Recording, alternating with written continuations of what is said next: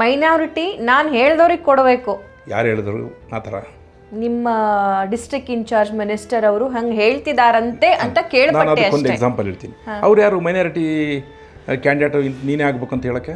ರಾಜರ, ಸಾಮಂತರ, ಯಾರು ಅವರು? ಆಯಿತು, ಅವ್ರದ್ದು ಉದ್ದೇಶ ಏನಿರುತ್ತೆ, ಈಗ ಒಬ್ಬ ಮೈನಾರಿಟಿ ಕೊಡಿಸ್ಬಿಡೋದು ಅವ್ರು ಹೇಳ್ದನು. ಅವರೊಂದು ಮಾಡಿದ್ರೆ ಹಿಂಗೆ ಪಾರ್ಲಿಮೆಂಟ್ ಎಲೆಕ್ಷನಲ್ಲಿ 2019 ಪಾರ್ಲಿಮೆಂಟಲ್ಲಿ ಒಬ್ಬ ಮನುಷ್ಯನಿಗೆ ಟಿಕೆಟ್ ಕೊಡಿಸಿದ್ರು. ಕುರೂರು ಲೀಡ್ರ್ ಅವನು, ಜಿಲ್ಲಾ ಅಧ್ಯಕ್ಷ. 2013 ಆಸಾಮಿಗೆ ಟಿಕೆಟೇ ಕೇಳಲಿಲ್ಲ. ಇವನು ಹೆಂಡ್ತಿ ತಂದುಬಿಟ್ರು ಇವರು. 23 ಸಾರಿ 19 ಕ್ಯಾಂಡಿಡೇಟ್ ಆದನು, 23 ಟಿಕೆಟೇ ಕೇಳಲಿಲ್ಲ. ಇವ್ರ ಶಿಷ್ಯ.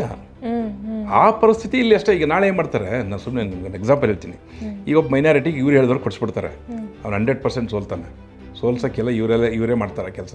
ಇದೆಲ್ಲ ಸ್ಟ್ರಾಟಜಿ ಮಾಡ್ತಾರೆ. ಮಾಡಿ ಆಮೇಲೆ 2028 ಬರ್ತಾರೆ ಎಲೆಕ್ಷನ್ಗೆ. ಅವನ ಹತ್ರ ಲೆಟರ್ ತಗೊಂತಾರೆ, ನನ್ನ ಕಡೆ ಆಗಲ್ಲ, ನಾನು ಮೊನ್ನೆ ಸೋತ್ಬಿಟ್ಟಿದ್ದೀನಿ, ದಯಮಾಡಿ ನೀವು ಯೂರಿಟಿಗೆ ನೋಡಿ. ಈ ಷಡ್ಯಂತ್ರ ಇದು. ಒಂದೇ ಪಕ್ಷದಲ್ಲಿ ಅದು ಸೋಲಿಸ್ಬೇಕು ಅನ್ನೋದು ಅದು ಎಂಥ ಷಡ್ಯಂತ್ರ ಸರ್ ಇದು?